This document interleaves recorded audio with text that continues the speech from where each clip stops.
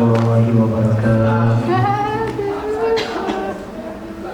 Alhamdulillah kita dipertemukan lagi di tempat yang penuh barakah ini. Bersama-sama kita kembali menuntut ilmu, di mana ilmu ini insya Allah akan berguna bagi kita yang belum menikah. Insya Allah kedepannya semoga kita diberikan oleh Allah Subhanahu Wa Taala jodoh yang terbaik. Dan apabila kita sudah menikah, insya Allah akan menjadi bekal utama kita dalam mengarungi bahtera rumah tangga yang sakinah, mawaddah, warahmah. Baik, dari kelanjutan adab-adab berumah tangga, baik itu istri dan suami. Kalau yang pertemuan yang lalu kita membahas terkait adab-adab suami istri yang membahas terkait hubungan intim yang pertama.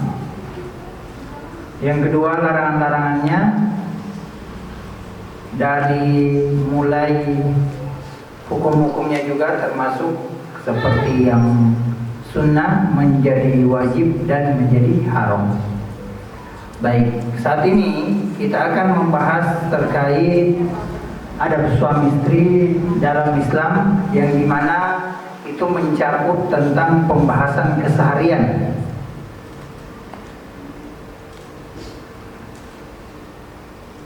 Baik, tentunya yang menjadi tolak ukur dari adab suami istri, khususnya suami atau laki-laki, itu mengacu pada Rasulullah SAW, di mana Rasulullah SAW ini adalah kita harus jadikan contoh ketika memperlakukan istri kita, baik itu dari segi keseharian atau mungkin ada waktu-waktu tertentu seperti sedang haid misalnya, sedang nifas dan yang lainnya.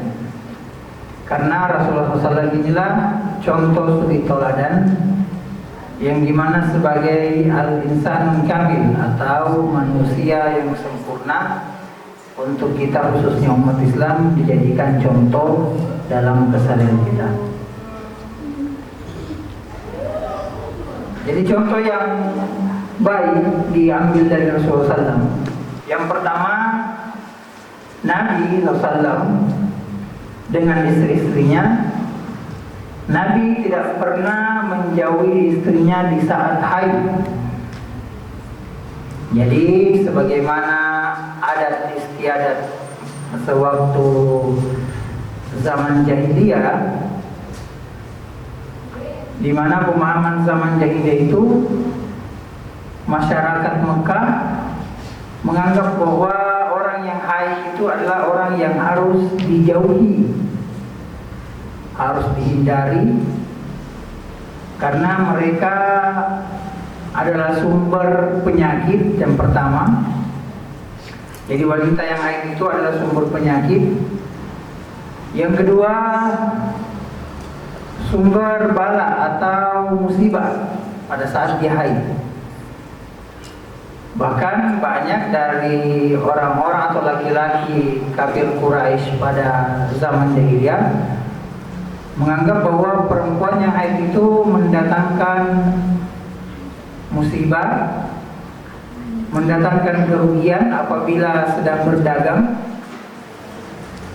dan mendatangkan kecelakaan.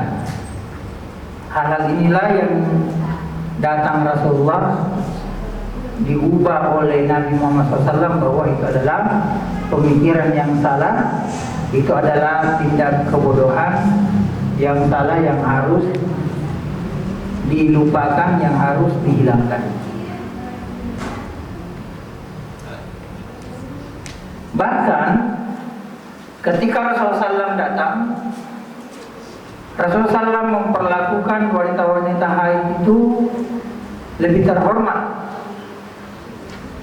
Rasulullah SAW menjadikan istrinya yang sedang haid itu banyak menghabiskan waktu dengan istri-istrinya yang haid.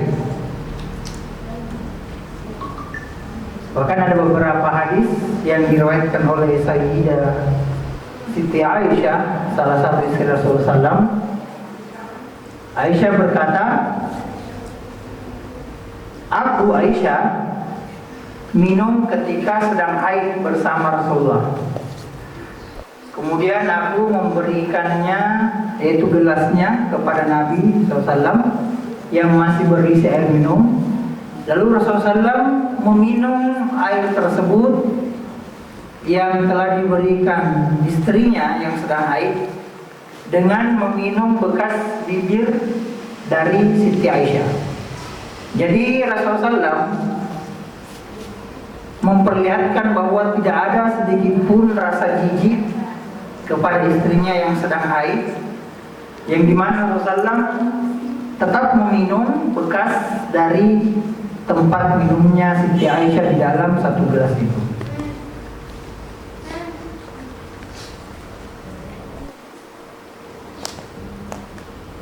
Dengan demikian, berjumpa rayunya dengan istri yang sedang haid atau duduk dengan bersama istri kita yang haid, makan bersama dan mengambil sisa-sisa makanan dan minuman itu diperbolehkan. Bahkan dengan cara itu juga bisa menjadi alternatif untuk membangun keharmonisan keluarga. Karena seakan-akan tidak ada lagi sekat antara suami dan istri, baik itu yang zahir dan yang batin, baik yang terlihat atau yang tidak terlihat, baik dia suci atau haid. Selama yang dilakukan itu tidak yang terlarang, seperti misalnya menggauli istri, itu tidak boleh dalam haid. Itu selama tidak dilakukan itu semua boleh dilakukan kepada istri walaupun dia sedang haid.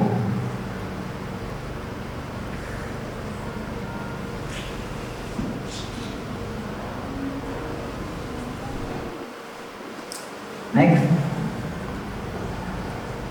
Lalu dalam hadis yang lain, Rasulullah SAW pernah bersandar di pangkuan Aisyah ketika ia sedang haid, yang dimana Rasulullah SAW tidak hanya sekedar tidur di pangkuan Siti Aisyah, tapi juga sambil mengaji atau membaca Al-Quran. Jadi suatu ketika Siti Aisyah duduk, lalu datanglah Rasulullah SAW baring dan mendekatkan kepalanya di pangkuan Siti Aisyah istrinya, yang dimana Siti Aisyah pada waktu sedang haid lalu membaca Al-Quran. Itu menunjukkan juga bahwa keharmonisan dalam keluarga Rasulullah SAW itu tidak terlepas hanya sekedar ketika Siti Aisyah suci atau tidak haid. Jauh dari hal itu, walaupun Siti Aisyah sedang haid, Rasulullah SAW tetap mendatangi istrinya, bermanja-manjaan, berkasih sayang dengan istrinya Siti Aisyah radhiyallahu anha. Ada juga hadis yang lain, ketika Rasulullah SAW mendekatkan kepalanya kepadaku ketika aku dalam kamarku, yang dimana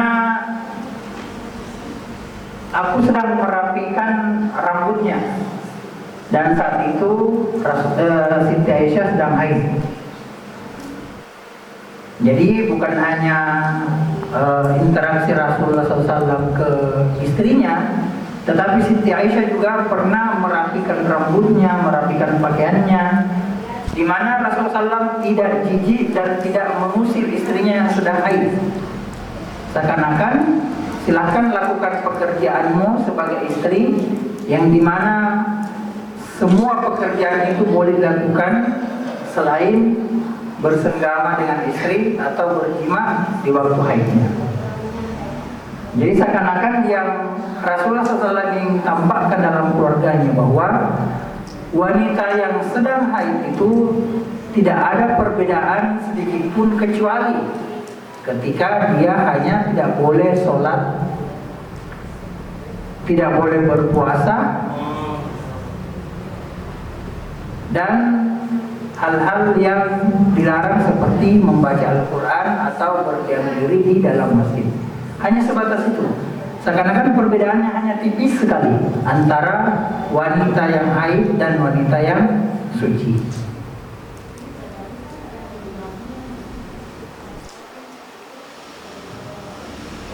Lalu Rasulullah SAW juga memiliki adab yang dimana adab kepada istri-istrinya itu menjadikan istrinya itu sebagai teman hidup. Jadi suami tidak boleh mengabaikan istri dan harus tetap hidup bersama dengan penuh kasih sayang, seperti menjalin persahabatan dan saling menghormati. Jadi sangat salah apabila ada orang yang mengatakan bahwa yang harus dihormati hanya seorang suami. Istri boleh diabaikan atau boleh dicampakkan. Itu adalah pemahaman yang salah. Seyogianya dari adab-adab Rasulullah SAW itu saling menghormati. Rasulullah SAW menghormati istrinya, bahkan ketika sedang haid pun Rasulullah SAW tetap bermanja-manjaan dan saling menghormati, saling menyayangi. Begitu pula dengan istri. Istri juga harus bahkan lebih hormat kepada suami. Karena memang yang namanya istri itu terhadap suaminya itu sudah menjadi kewajiban yang nomor satu yang harus dihormati, bahkan lebih dihormati suami daripada orang tua. Apabila ingin mengambil ibarat yang mana yang lebih harus dihormati, orang tua atau suami, maka yang pertama, yang paling utama itu adalah suami. Apakah dengan hal itu kita tidak lagi menghormati kedua orang tua kita karena sudah ada suami? Itu juga adalah pemahaman yang keliru. Maksudnya, sehormat-hormatnya kita kepada kedua orang tua kita yang telah melahirkan kita, yang telah membesarkan kita, maka lebih hormat lagi kita kepada suami. Itu bagi seorang istri.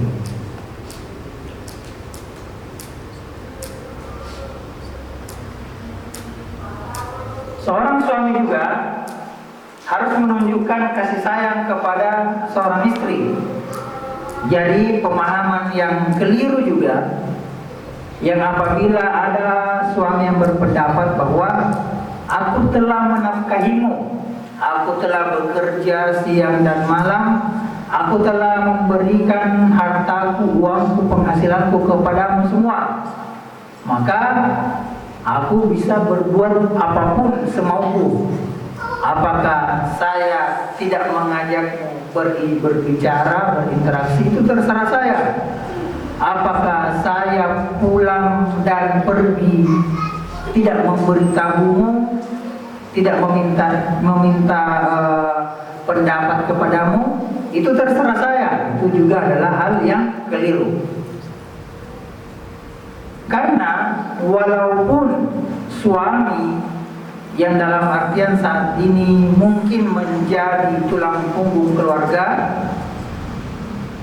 itu tidak boleh menempatkan dirinya sebagai orang yang berkuasa, yang dimana dalam artian berkuasa di sini dia seakan-akan menjadikan keluarganya itu bawahannya.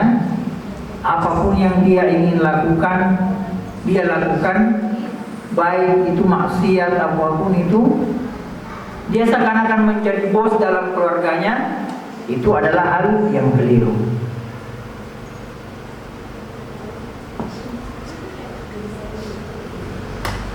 Karena yang namanya kasih sayang dalam keluarga itu adalah hal yang penting yang harus dilakukan, terkhusus seorang suami.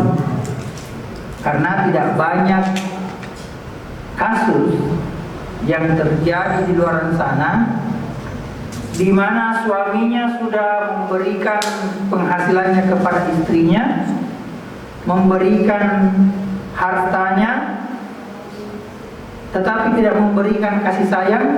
Itu banyak kasus yang terjadi. Suami istri pun selingkuh misalnya, dikarenakan tidak adanya perhatian yang lebih yang diberikan oleh sang suami, walaupun hartanya atau penghasilannya semua diberikan. Itu banyak yang terjadi. Karena yang namanya ketenangan keluarga itu bukan hanya berbicara terkait harta saja. Sebaliknya, banyak juga keluarga di luar sana yang mungkin suaminya penghasilannya pas-pasan, pekerjaannya mungkin tidak terlalu terpandang, gajinya kecil yang diberikan kepada istrinya, tetapi karena sang suami pandai memperlakukan istrinya dengan sebaik-baiknya, menjadikan istrinya ratu di atas segala-galanya, itu menjadikan pernikahannya harmonis, bahkan sampai bertahun-tahun, sampai mereka tua. Itu banyak di luar sana terjadi. Alhamdulillah. Maka pentingnya bagi seorang suami menjadi nahkoda kapal, kapten kapal yang mengarahkan pernikahannya itu ke tujuan yang baik. Karena seakan-akan pernikahan itu sebenarnya adalah satu kapal yang dimana yang mengendalikan itu suami. Kalau ada ombak yang besar, ada rintangan yang menerjang, ada batu karang yang bisa membuat perahu keluarga itu rusak, maka disinilah pentingnya peran suami sebagai orang yang bisa mengendalikan dalam setiap situasi yang sulit.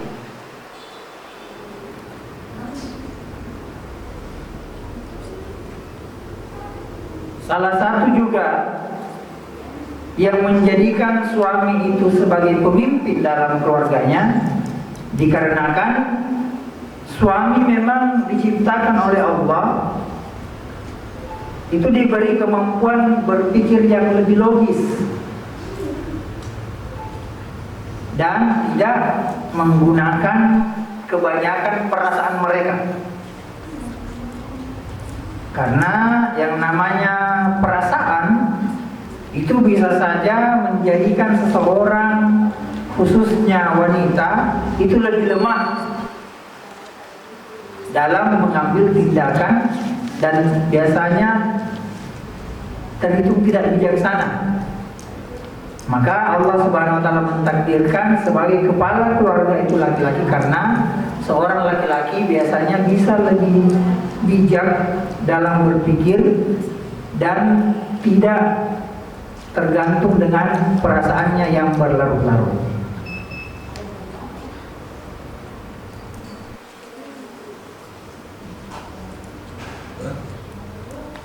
Yang dimana suaminya bekerja dan penghasilannya misalnya pas-pasan hanya untuk hidup, untuk menyambung hidup sehari-hari, dan seorang istri yang sabar dengan kondisi suaminya, kondisi penghasilan suaminya, maka Allah Subhanahu wa taala memberikan derajat yang tinggi bagi seorang istri yang sabar menghadapi suaminya dengan kekurangan dari penghasilannya. Saking besarnya derajat ini di sisi Allah, kelak Allah akan mengatakan kepada seorang istri tersebut bahwa masuklah dari pintu arah yang manapun yang engkau suka. pintu surga maksudnya. Masuklah dari pintu surga yang dari arah manapun yang engkau inginkan. Itu adalah salah satu derajat yang Allah berikan kepada perempuan-perempuan atau istri yang sabar dalam menghadapi kondisi rumah tangganya, termasuk kondisi keuangan.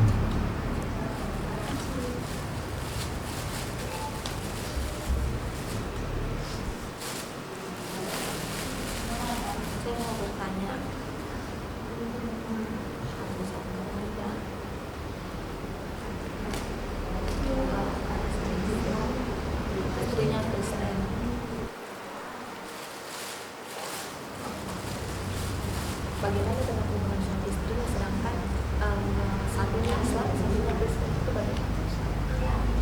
Siapa? Islam, oh suaminya Islam, istrinya yang Kristen. Itu kan kalau misalkan untuk berhubungan itu tidak boleh ya, karena Islam dan Kristen itu berbeda. Bagaimana? Saya mau bertanya. Baik. Terkait pernikahan beda agama, itu ulama berbeda pendapat. Pendapat yang pertama, boleh menikah bagi laki-laki yang Islam dengan istri yang non-muslim, yang penting dia masuk dalam kategori ahlul kitab.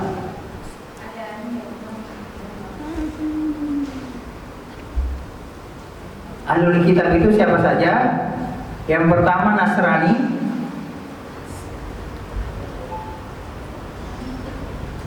jadi ahlul kitab ini termasuk juga Yahudi.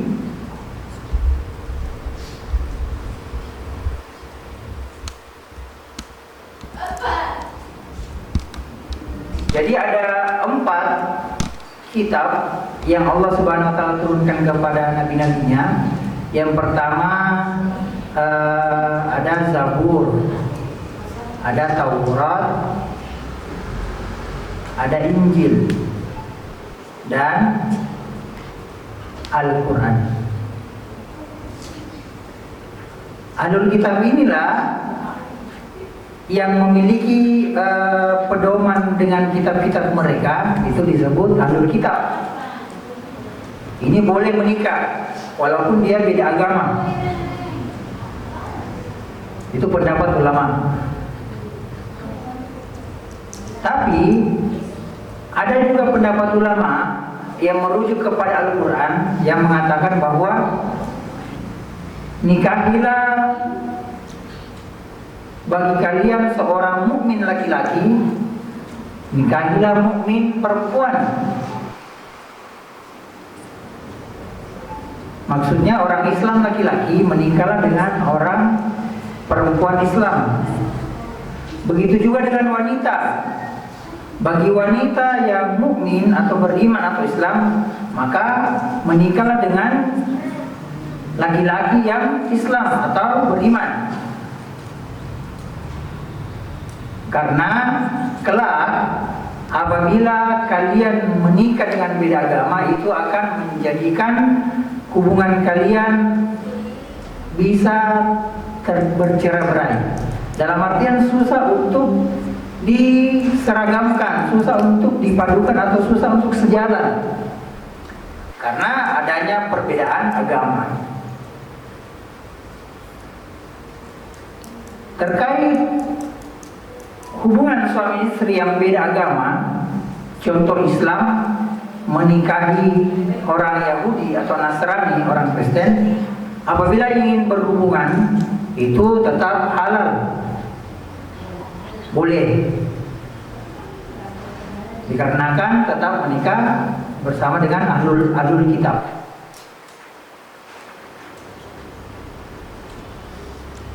Tetapi keistimewaan dari orang Islam, khususnya laki-laki, yang menikahi perempuan non-muslim, entahkah dia Yahudi atau Nasrani, lalu menjadikan istrinya itu berpindah agama,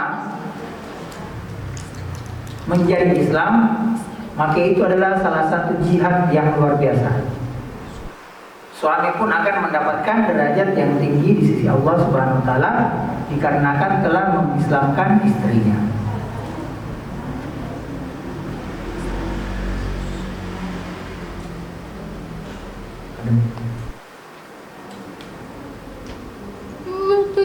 Cuma kalau suaminya Islam dan istrinya Kristen, terus anaknya lahir bagaimana? Apakah dia harus ikut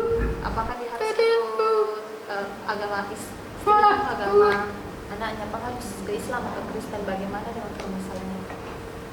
Baik, terkait keluarga yang misalnya ayahnya Islam dan istrinya Kristen atau non Muslim, lalu memiliki anak,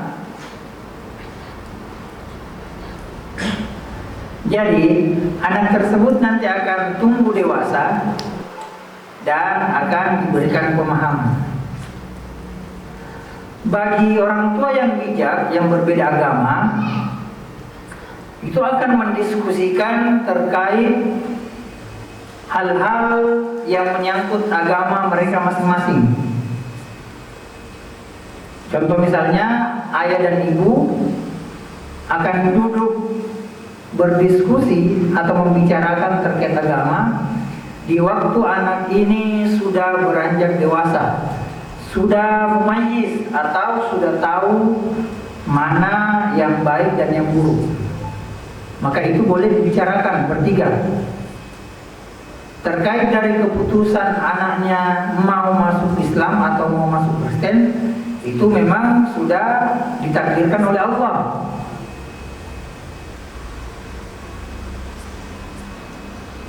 Makanya di awal pernikahan memang sangat penting bagi seorang laki-laki yang muslim atau seorang wanita yang muslimah itu memiliki pemahaman agama yang dalam. Karena itu akan menjadikan sang anak memiliki sekolah atau madrasah atau pemahaman agama dari orang tuanya dan bisa membandingkan terkait agama Islam dan agama non-muslim. Itu penting. Jadi memang khususnya kita yang masih muda-muda, tuntutlah ilmu agama, karena itu akan menjadikan bekal kita semua di kemudian hari untuk menentukan terkait hukum-hukum Islam. Terkait misalnya masalah yang terjadi seperti ini, ada dua orang tua yang satu Islam satu non Muslim, dan itu akan berdampak nanti ke anaknya. Bagaimana caranya dia bersikap dengan Islam, bagaimana cara dia bertutur kata dengan Islam, bagaimana dia berpakaian dengan sopan karena dia orang Islam, itu akan berdampak kepada ke anaknya nanti. Oh, ternyata orang tuaku yang Islam ini menampilkan style atau gaya Islam yang sangat teduh atau sangat sopan. Beda dengan misalnya seorang anak yang melihat keluarganya yang non muslim, misalnya dia menagung arak atau khamar, atau misalnya berpakaian dengan pakaian yang minim, itu akan menjadi penilaian bagi seorang anak bahwa yang mana yang terbaik dari apa yang ia lihat. Itu akan menjadi perbandingan.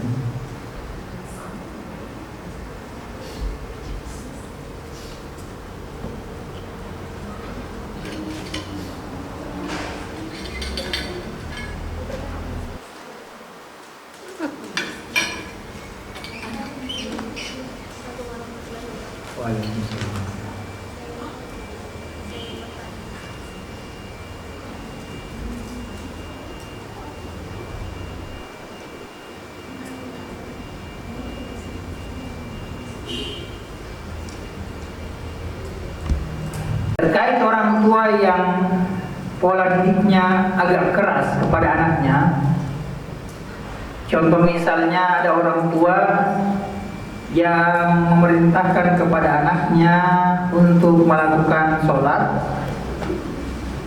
tetapi caranya mungkin kasar atau mengandung kekerasan. Sebenarnya dalam Islam, khususnya dalam hadis, memang ada hadis Rasulullah SAW yang mengatakan, pukullah anakmu ketika dia sudah berusia 7 tahun, lalu dia diperintahkan sholat dan tidak mau. Tapi yang perlu kita pahami dalam hadis ini, pukul bagaimana dulu.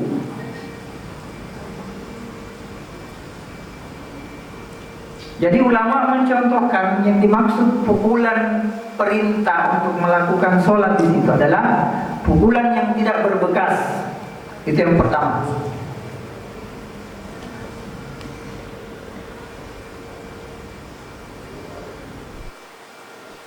Pukulan yang tidak berbekas dan menggunakan alat yang lembut. Contoh misalnya kain atau sejadah, itu boleh digunakan untuk memukul anak untuk melakukan sholat. Itu pun yang dimaksud memukul di situ bukan karena kebencian, bukan karena dia benci, tetapi sebagai peringatan kepada anak tersebut bahwa yang namanya sholat itu penting dan wajib untuk dilakukan.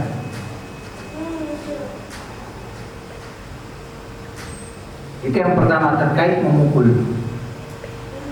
Jadi tidak boleh memukul sampai berbekas, sampai-sampai dan apalagi membuat cacat, itu sangat dilarang dalam ajaran Islam. Tidak boleh, karena yang dimaksud itu pukulan yang tidak berbekas. Yang kedua, niat kita hanya untuk mengingatkan kepada anak bahwa sholat itu penting. Sholat itu penting. Nah, bagaimana sekiranya anak tersebut sudah beranjak dewasa seperti SMA?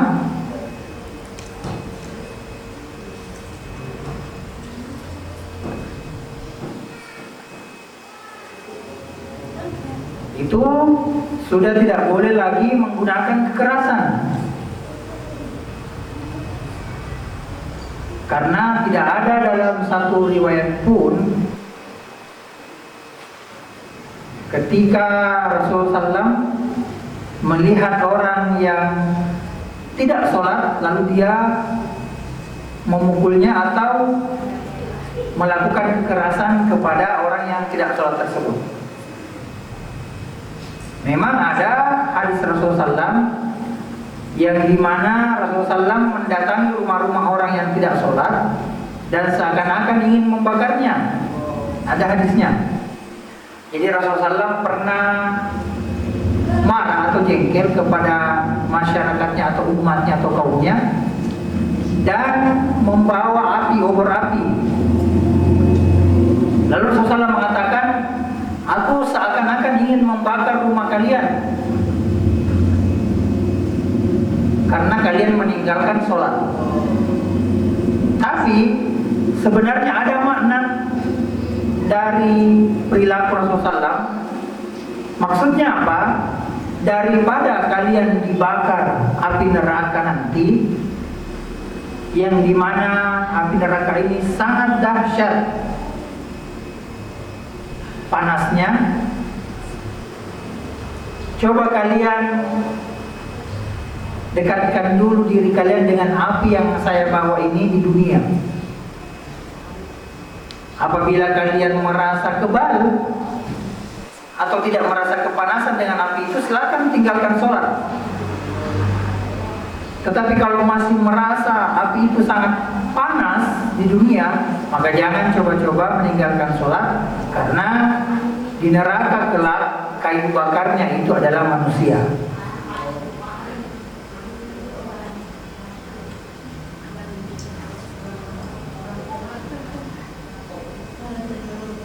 Jadi salah satu akhlak Rasulullah SAW itu sangat lemah lembut kepada orang Islam lainnya, sangat lemah lembut.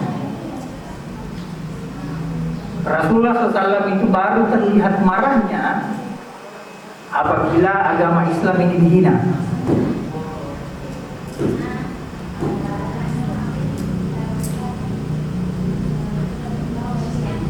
Bahkan Rasulullah SAW menjalin hubungan yang baik kepada masyarakat yang non-muslim juga. Contohnya orang Nasrani, Yahudi, mereka berinteraksi dengan baik. Jadi Rasulullah SAW berinteraksi dengan baik kepada mereka, walaupun itu dari golongan non-muslim atau bukan Islam. Bagi seorang anak yang dimana yang kita alami itu pernah juga saya alami, dimana orang tua saya bisa dibilang orang yang penghasilannya menengah ke bawah. Jadi pada saat itu, di waktu saya masih sekolah kelas 6 SD, teman-teman semua sudah membawa jajan Rp1.000.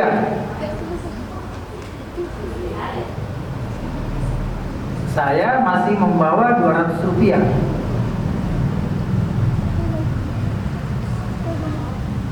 Ya. Saya sering bertanya-tanya kenapa uang jajan saya sangat sedikit.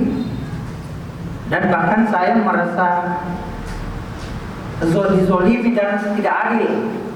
Kenapa teman-teman semua banyak diberikan kepada orang tua mereka, kenapa saya malah Rp200?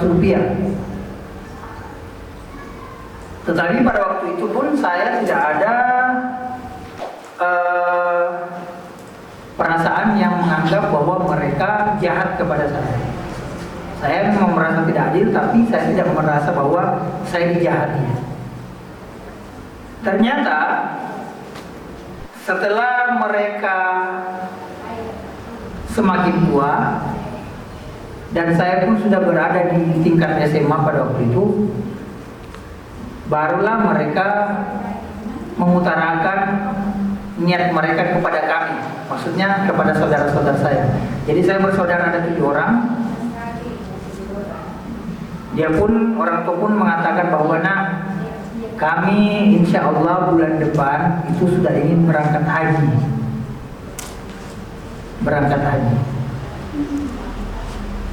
Nah ternyata selama ini mereka berhemat, selama ini mereka tidak memberikan uang jajan kepada anak-anaknya berlebihan, itu karena salah satu niatnya seperti itu, ingin suami istri atau orang tua kami melaksanakan ibadah haji.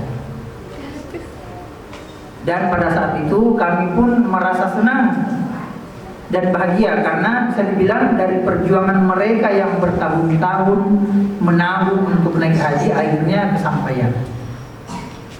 Dan orang-orang tua dahulu kita itu termasuk salah satu niat suci mereka untuk naik haji itu dikarenakan ada banyak manfaat, salah satunya membuat derajat mereka atau kehormatan mereka meningkat.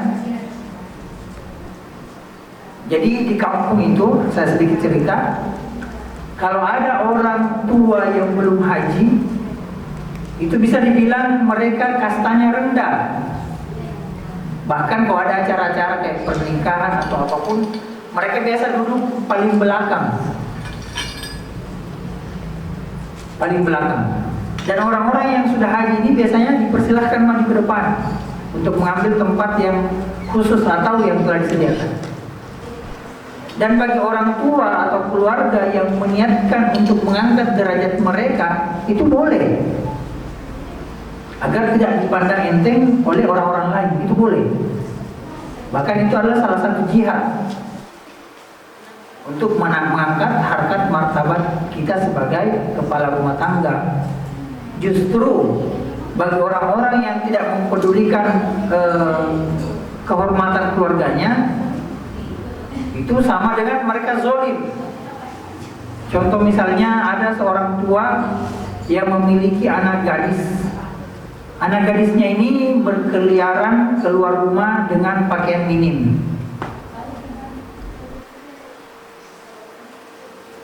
Pakaian minim atau pakaian yang terbuka. Orang tuanya cuek aja dan tidak mempermasalahkan, tidak memarahi dan tidak menegur sang anak. Itu akan membuat tetangga sekitar akan berpikiran negatif dan berprasangka buruk kepada keluarga tersebut bahwa keluarganya itu tidak memiliki kehormatan. Karena lihat saja anaknya saja yang keluar rumah dengan penampilan yang dimana itu adalah tabu, itu dibiarkan saja. Jadi wajib bagi kepala keluarga rumah tangga untuk selalu menjaga kehormatan rumah tangganya.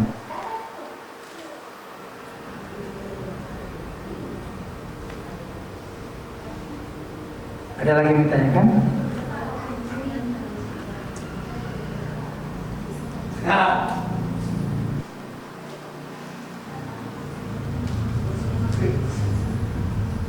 Kalau tidak lagi kita ke slide selanjutnya, pembahasan selanjutnya. Baik, kita masuk ke hal-hal yang dilarang pada keluarga. Ini kita sudah masuk ke bab talak. Jadi talak saat haid itu haram hukumnya. Jadi misalnya ada suami yang ingin mengakhiri hubungan keluarganya dengan sang istri atau mengakhiri hubungan suami istrinya, mungkin karena sudah sering bertengkar, sudah tidak ada lagi kecocokan dalam rumah tangga.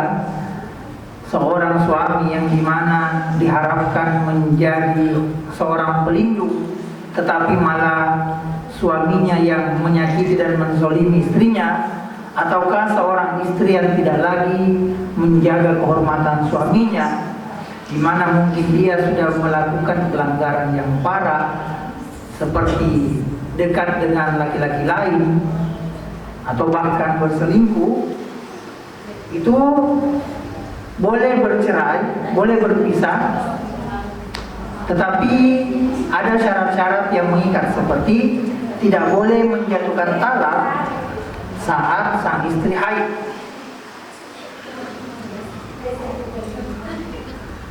Jadi dalam agama diajarkan seorang laki-laki yang sudah menikah itu tidak sah mentalak istrinya apabila sedang haid.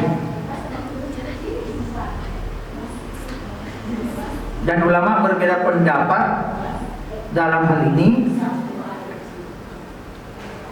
Dalam artian apabila laki-laki yang sudah terlanjur mentalak istrinya di saat dia haid, mungkin dalam segi pemahaman agamanya kurang, ulama pertama mengatakan itu hukumnya boleh, hukumnya sah.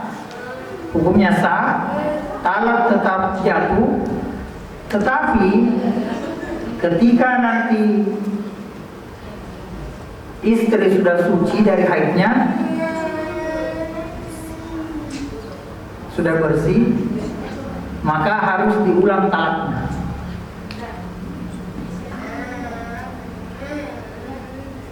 Pendapat yang kedua mengatakan memang tidak boleh, haram, tidak boleh sama sekali mentalak istri saat dia sedang haid.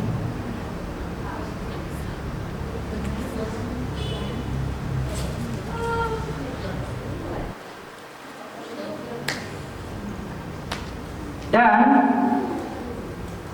apabila talak sudah jatuh kepada istri, itu ada beberapa tingkatan.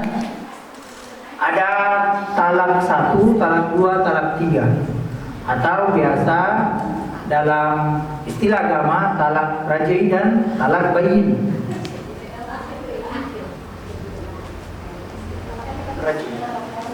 Raj'i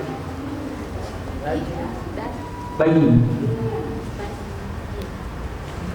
Talak raj'i itu masih bisa merujuk atau kembali apabila telah mengucapkan talak kepada istri.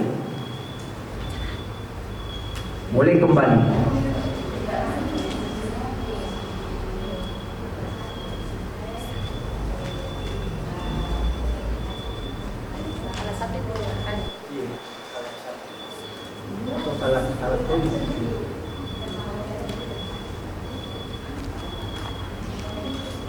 Contoh misalnya, ada seorang laki-laki atau suami yang bertengkar hebat dengan istrinya, tetapi karena emosinya tidak terkontrol, maka sang suami asal mengucapkan talak saja. Aku talak kamu. Maka ini namanya talak raj'i, talak yang talak 1.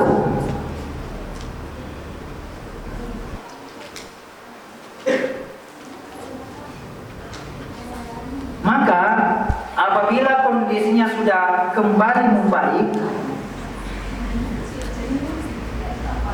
suami boleh saja rujuk atau kembali kepada istrinya.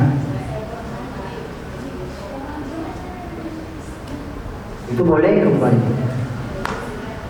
Lalu ada yang namanya talak raj'i tapi lebih di atas lagi tingkatannya, atau biasa diistilahkan talak 2.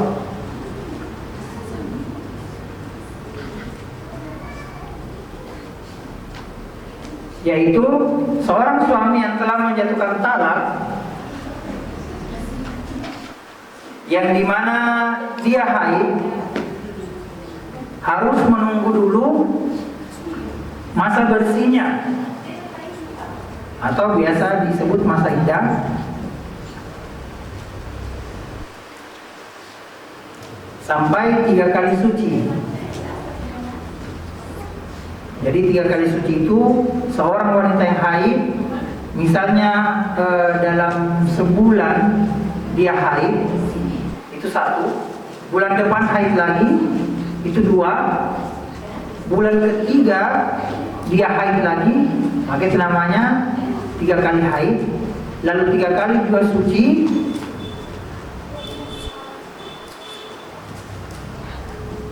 Lalu sang suami ingin kembali di dalam pas 3 bulan itu, maka itu juga masih boleh kembali.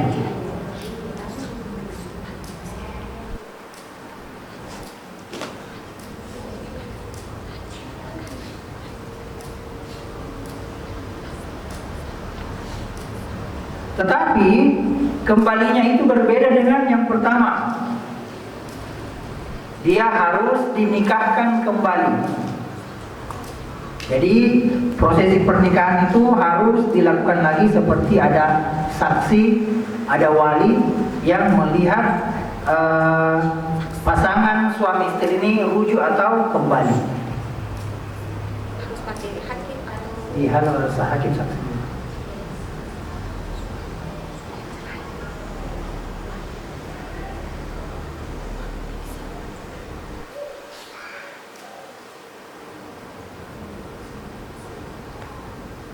Itu talak kedua.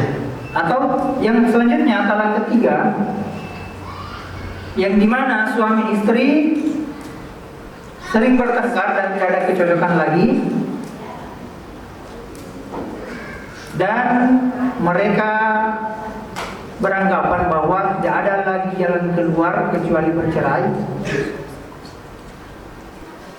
Yang pertama, jatuh talak 1, suami sudah mengucapkan, lalu jatuh talak 2. Selama 3 kali suci,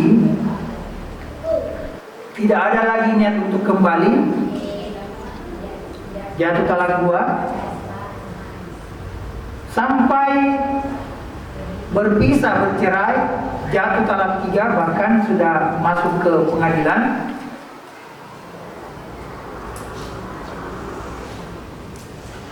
Apabila sudah masuk ke talak 3, maka tidak ada lagi syarat bisa kembali kecuali sang istri sudah menikah dengan laki-laki lain, misalnya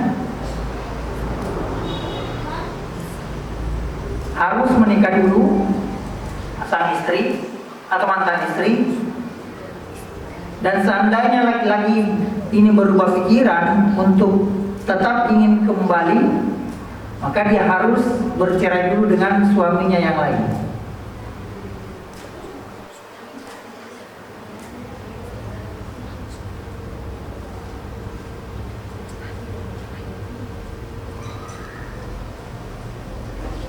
Paham semua perlu simulasi.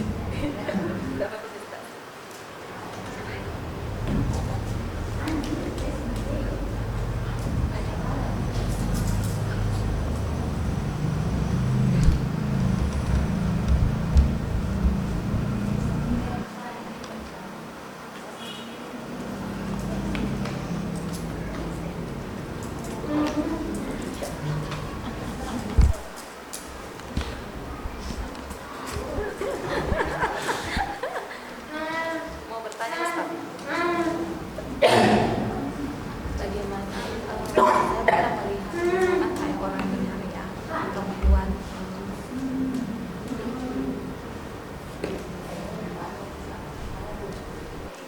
nah misalnya ada perempuan benar dan laki-laki itu perempuan benar, cowok cewek dengar. Jadi ceweknya tuli, cowoknya dengar, menikah dan anak 2, anaknya 2. Nah si cowoknya itu pergi kerja, tapi si ceweknya nelpon. Nah kalau kan suaminya tuli, jadi dia tidak tahu apa itu di percakapan itu. Meskipun dia ngobrol apapun, dia tidak pernah tahu. Nah sampai suatu hari malam itu dia tertidur, dia tidak menjawab. Nah, istrinya malah mengambil barang lalu kabur. Nah besoknya semuanya hilang. Dan kalau dicari pun ditelepon pun tidak mengangkat, tidak menjawab. Nah, dan anaknya cuma bisa menangis. Nah nanti di pertemuan 1 bulan dia itu cerai. Nah 1 bulan itu dia kaget, jadi akhirnya mau cerai.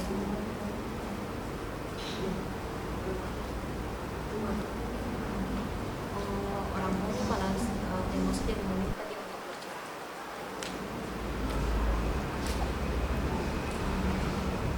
Jadi untuk kembali lagi tidak mau, tapi mengambil anaknya. Anaknya, jadi yang mengambil cowok itu anaknya, dan dia kasih ke emaknya. Nah tahun depannya mungkin beberapa ke depan itu 5 tahun ke depan kayak kemudian Cerai juga pergi dulu baru cerai. Oh, pergi dulu cerai. Belum kabur ya, jadi pergi dulu baru cerai. Jadi karena sedangkan itu nggak ada proses hukum, jadi orang tuanya yang minta dia untuk cerai. Baik. Bagi perempuan yang pergi meninggalkan suaminya dan menemukan misalnya laki-laki lain di luar sana, kalau suaminya yang ditinggalkan tadi belum ada kata atau niat cerai kepada istrinya yang kabur, maka sang istri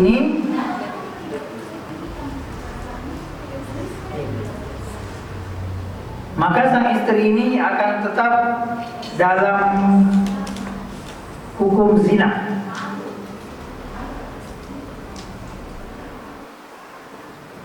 Hukum zina. Karena dia masih berstatuskan istri dari laki-laki yang pertama tadi. itu masih statusnya istrinya, karena belum diucapkan talak bayin. Dan talak bayin bisa terjadi apabila telah mengucapkan talak dan telah berlalunya 3 kali suci atau 3 kali bersih dari haidnya. Biasanya antara 4 sampai 6 bulan.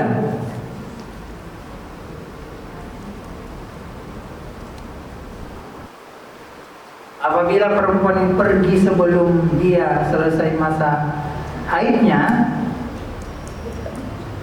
maka talak bayin belum terjadi, berarti dia masih berstatuskan istri dari orang yang tuli tadi.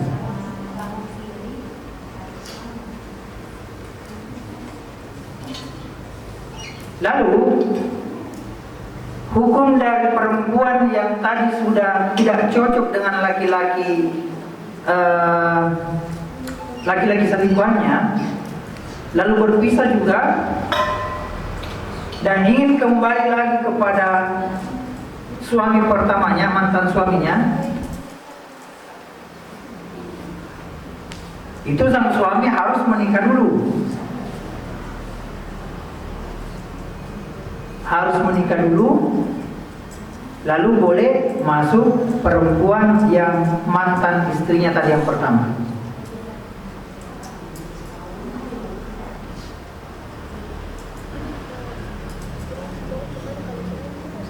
Tidak, karena laki-laki boleh 2 istri.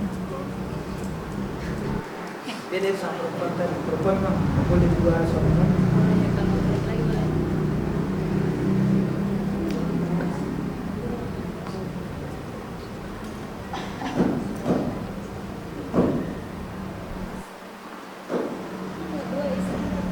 Boleh, tetapi harus menikah dulu. Jadi sang laki-laki bedanya Makan lagi bisa 2 seorang istri. Iya. Makan lagi. Tanggung jawabnya. Makan tren. 2 dapur. Perbedaan antara laki-laki dan perempuan pada saat dia cerai, kalau perempuan yang sudah ditalak oleh suaminya itu mau kembali lagi sang laki-laki ke istrinya, itu tidak boleh kecuali perempuan ini sudah menikah dengan laki-laki lain dan bercerai. Boleh kembali laki-laki ke istrinya.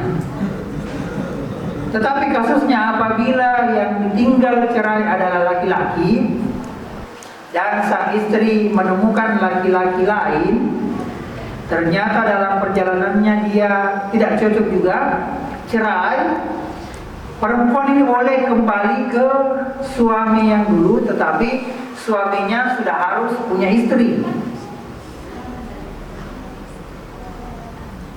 Dan karena suami boleh menikah lebih dari 1, maka suami tidak perlu bercerai dengan istri barunya.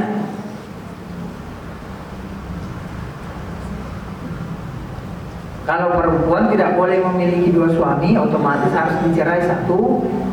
Beda dengan laki-laki boleh memiliki 2 istri.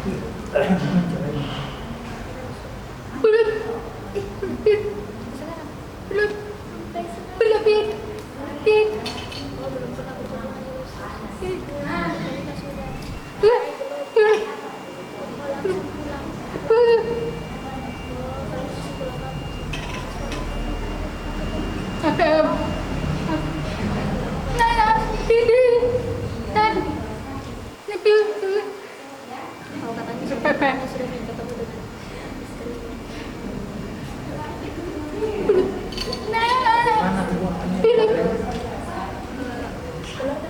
Keluarganya baik beliau sama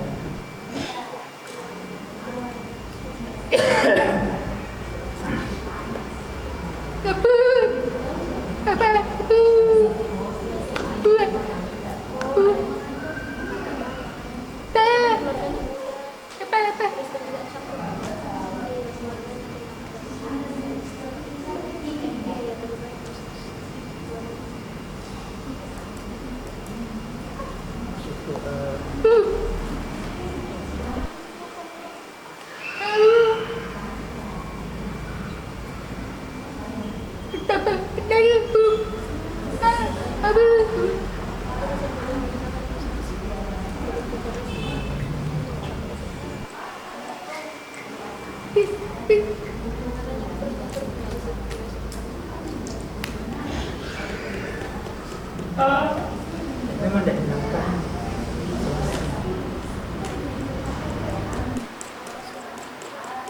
Tapi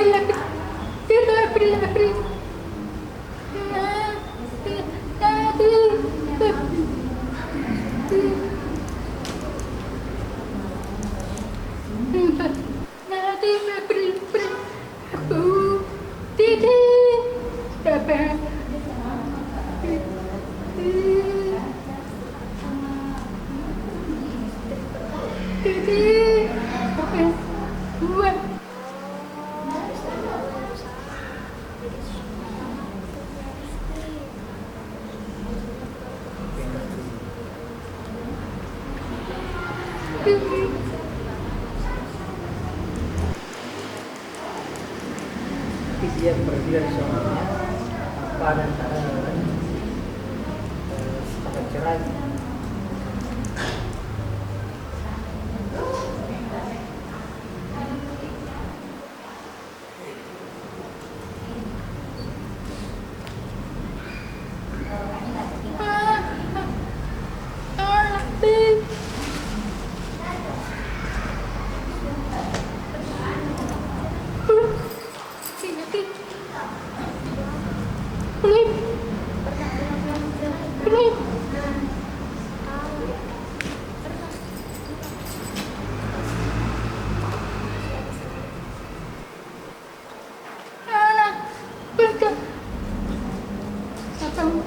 Suaminya yang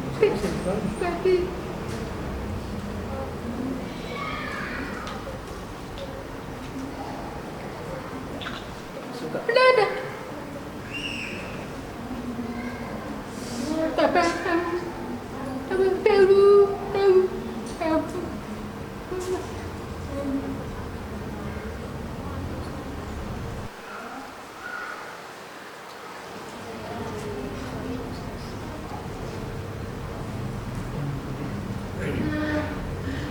Baik, terkait talak itu ada yang diucapkan langsung, ada yang tidak. Contoh misalnya seorang suami mengatakan langsung kepada istrinya, saya talak kamu, saya talak kamu, saya talak kamu. Maka itu ucapan langsung talak. Ada juga talak yang tidak diucapkan langsung. Contoh misalnya sang suami mengatakan, pulanglah dulu kamu ke rumah orang tuamu. Ataukah sang suami mengantar sang istri ke rumah keluarganya langsung, dan beberapa bulan tidak ada misalnya kabarnya, tidak dinafkahi, tidak diberikan perhatian, itu juga tergolong talak. Jadi talak juga termasuk gerakan-gerakan yang dimana memperlihatkan laki-laki itu jijik, ataukah misalnya dia tidak mau lagi dekat-dekat pada istrinya. Atau bahkan ada juga ucapan talak yang populer diucapkan oleh warga Mekah pada saat sama Rasulullah. Itu kata-katanya seperti ini: punggungmu seperti punggung ibuku, punggungmu seperti punggung ibuku. Itu juga salah satu kalimat talak tidak langsung. Seakan-akan mengatakan bahwa saya sudah tidak bernafsu lagi, tidak ada hasrat lagi kepadamu. Maka itu termasuk jatuh talak.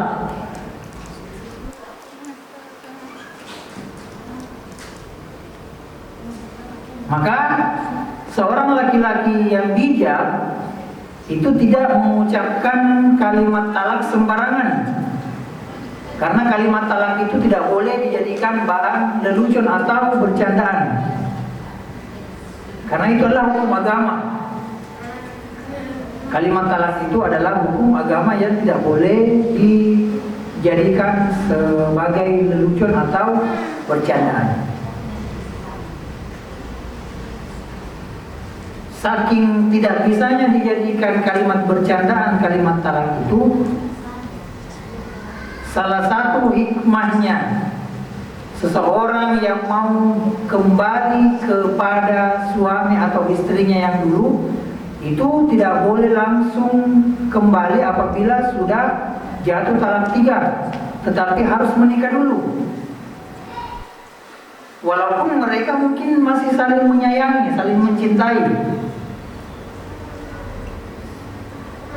harus menikah dulu salah satunya. Saking tidak bolehnya dijadikan bercandaan kalimat talak itu. Jadi tadi kata-kata atau perilaku yang mengusir, seakan-akan jijik atau tidak menyukai lagi, itu sebenarnya sudah menjadi kalimat talak, tapi kalimat talak tidak langsung.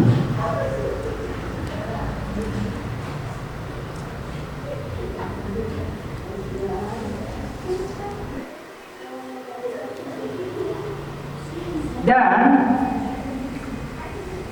seandainya misalnya ada perempuan yang pergi meninggalkan suaminya karena kalimat atau perilaku tersebut, itu sebaiknya melakukan konfirmasi kepada hakim bahwa suami saya telah mengucapkan talak kepadaku. Talak secara tidak langsung. Seandainya memang tidak bisa lagi diperbaiki, maka sang wanita harus ke hakim menjelaskan bahwa saya telah diberikan perilaku atau reaksi atau kata-kata yang menunjukkan itu adalah kata-kata talak atau reaksi talak.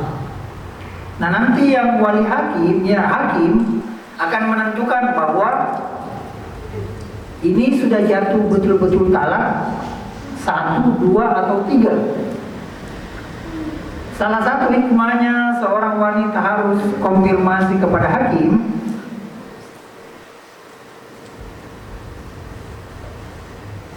agar menghindari fitnah.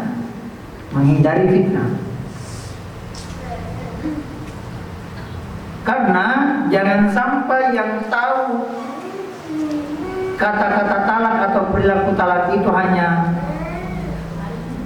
sang istri dan sang suami, tanpa diketahui misalnya hakim, itu bisa menjadikan fitnah atau prasangka buruk di kalangan tetangga-tetangganya.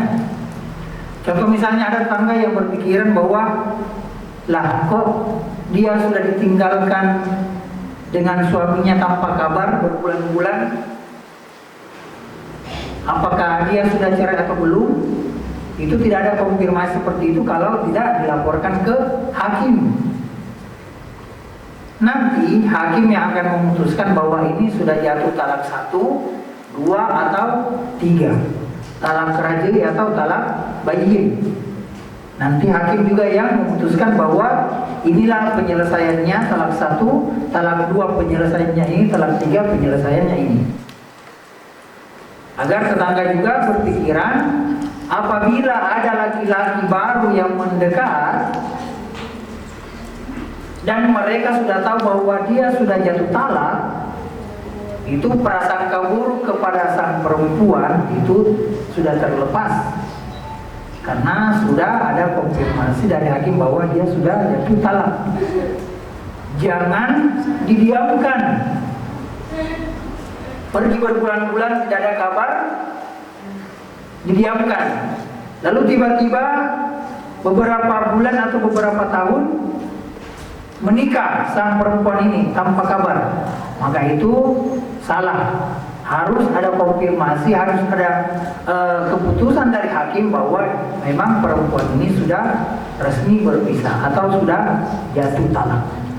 Itu adalah yang paling bijak.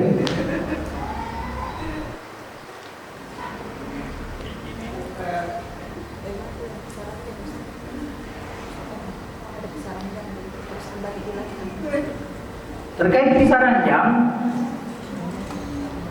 itu masih ada dua kemungkinan. Dia talak 1, yang dimana laki-laki sudah mengucapkan talak, lalu tidak mau lagi berhubungan badan. Tetapi ternyata setelah dia suci, setelah haid, ingin rujuk, ingin kembali ke istrinya, maka boleh kembali lagi seperti sedia kala hubungan antara suami dan istri. Boleh melakukan hubungan badan. Tapi kalau ada talak 2 yang kisaran jam, selama dia tidak dinikahkan kembali, maka tidak boleh bergaul atau bercampur, berjima, tidak boleh satu ranjang kalau belum dinikahkan kembali. Berapa bulan waktunya, Ustaz? 3 kali suci biasanya kan perempuan beda-beda haidnya, antara 4 sampai 6 bulan.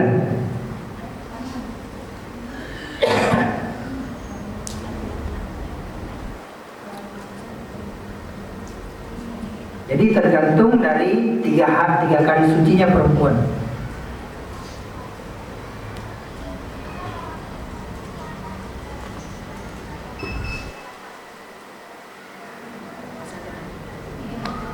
Ya, terkait talak 3, itu memang tidak bisa lagi kembali satu ranjang apabila tidak menikah.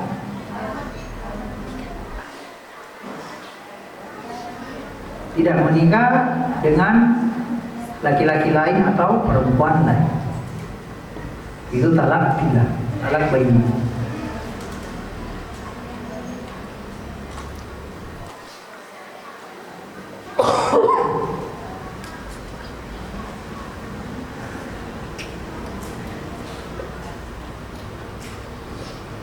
Oh iya, biasanya itu Ustaz, saya lihat biasanya sudah bertengkar 5 bulan juga berpisah, sebentar sama dia lagi, kembali dia lagi. Ada gimana itu? Bermalam dia lagi satu rumah. Ya. Berarti kalau sudah berbulan-bulan, misalnya sudah 3 kali suci,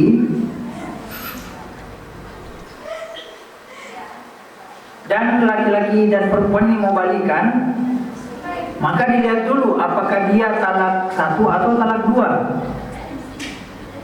Kalau talak 1, kembalinya boleh langsung boleh langsung, boleh serumah lagi langsung tanpa adanya wali hakim dan saksi. Tetapi apabila jatuh talak dua, itu harus dinikahkan ulang. Dinikahkan ulang.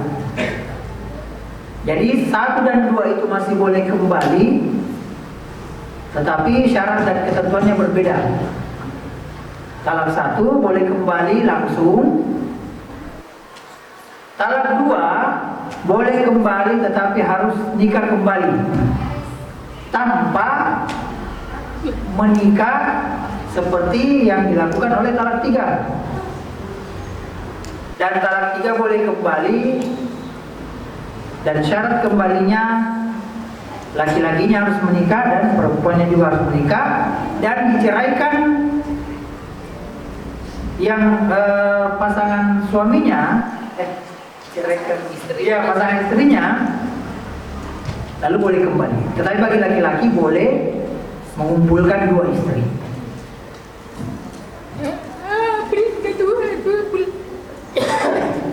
Tapi untuk menikah juga istri kamarnya satu-satu ya Ustaz, beda-beda ya, beda kamar ya. Yang sebelah sini satu, yang sebelah sana satu. Terkait pengaturan dari kamarnya itu dikondisikan saja, maksudnya kalau suami istri mau digabung boleh.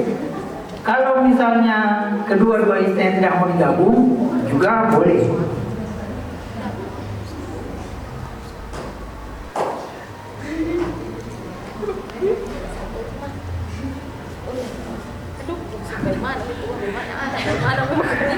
Nah, jangankan satu kamar, bahkan biasanya mereka meminta 2 istri itu satu-satu rumah. Sebaiknya satu-satu rumah. Ya, sebaiknya satu-satu rumah. Maka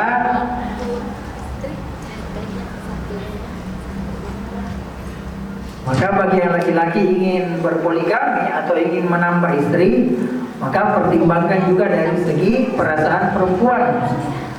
Kalau perempuannya tidak mau serumah, maka buatkan lagi rumah untuk istri yang satunya.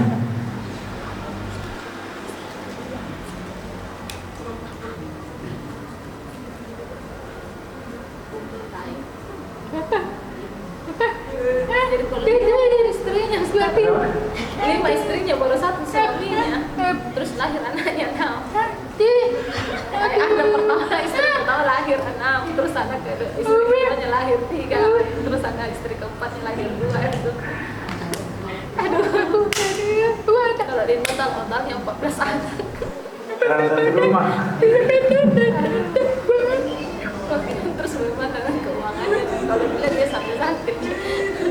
Ya, jadi batas dari laki-laki memiliki istri itu ada 4, cuma sampai 4, tidak boleh lagi lebih dari 4. Itu jumhur ulama sudah sepakat bahwa laki-laki hanya bisa beristri 4, kecuali ditalak menikah boleh, karena tidak boleh mengumpulkan 4 istri dalam satu suami. Beda halnya lagi apabila sudah dicerai, ada yang dicerai atau ada yang meninggal istrinya, maka boleh menikah lebih dari 4 kali.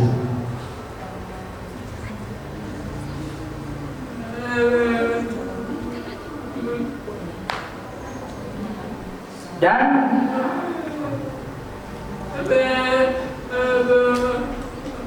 apakah dengan 4 istri itu sudah menjadi aturan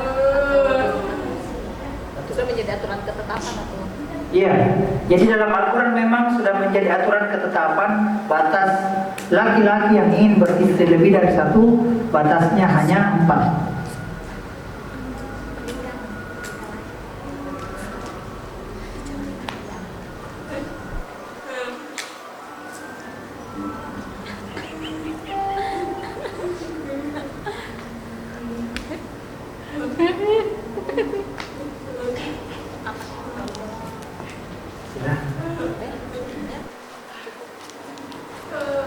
Oke, sudah start. Simulasi. Simulasi pernikahan nih.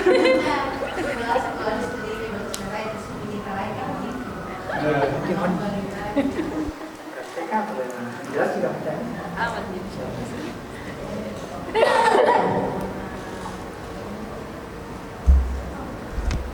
Malas sih. Tidak itu apa-apanya. Jadi salah satu hikmahnya kenapa perempuan tidak boleh bersuamikan lebih dari satu, karena satu istri 4 suami itu bagaikan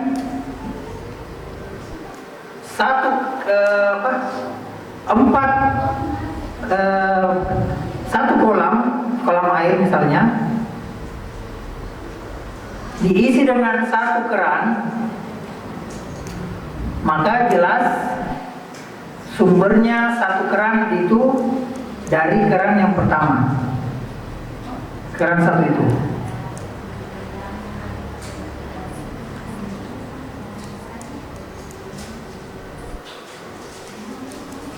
Lalu ada lagi ember 4 masih diisi dengan satu keran. 4 ember diisi dengan satu keran. Itu jelas bahwa air yang keempat ember itu bersumber dari satu keran. Itu perumpamaan laki-laki 1 beristrikan 4 perempuan. Sumbernya anaknya nanti 1 orang saja yang punya, 1 laki-laki itu yang tadi. Semua anak kita adalah anak dari salah satu suami.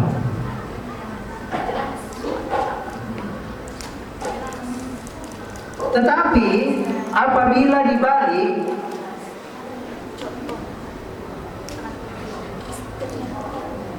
satu istri ada 4 keran atau 4 suami,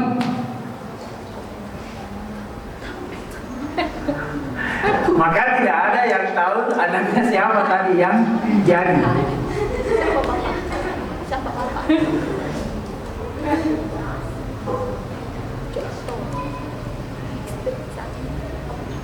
Jadi ada 4 keran yang jalan semua keluar airnya mengisi satu bak. Itu tidak ditahu ini sumber airnya dari mana. Saya Ustaz, termasuk dosa ya?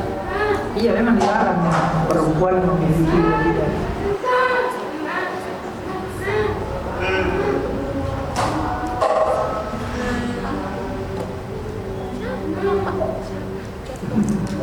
Bintang. Apa bapak? Apa bapak?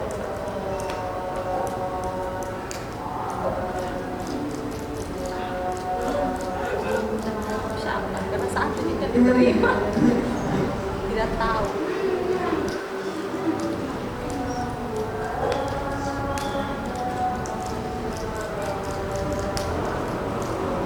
Pak, siapa bapak? Siapa bapak?